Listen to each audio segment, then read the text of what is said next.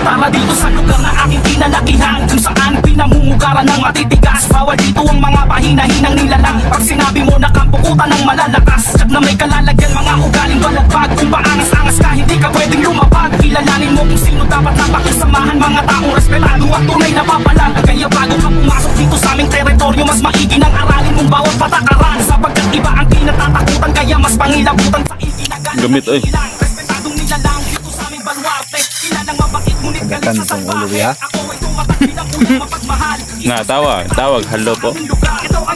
Pagtulong po. Boy. Wabas marat man ka? Harap naman ko. Kan pagtambo kay. Kung mga na kay ginang sa ito ang sumso man gina. Uy, kamo kailangan ay tuyo. Dili. Uya. Mi ay. Ito yan. Tawa mo chap sa you know. Ay green. Sisig.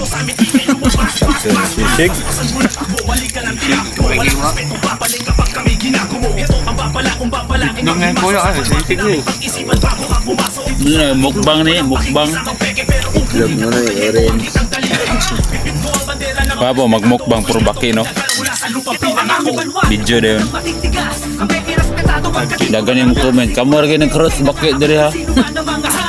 Kadto ra. Buatan nagbalaod. Ay, insekto wala dayon ba?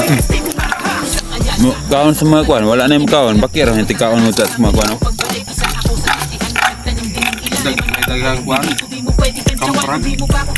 Pwede magtanong, wala kong yapang nagdala di gusto sa akin maghamon. Pero kayang tumugon kahit kanino at saan. Tahimik lang kung magpasin sa ipinain kong daan. Balwarte kong pinagkulang di basta-basta yung galang. Hindi pasukat yung yung pero daming naligaw. Yung patayong sisigaw. Pag may dadating na tayo, respeto matatawag ko pag pinapakitang tao dito sa aking lugar. Kahit sino imbitado, literal ka mang kutsero. Huwag ka lang pwedong barbero. Kaplado kasigurado, pag iba naging duramo. Di ako yung siga dito at kung walang papalapit.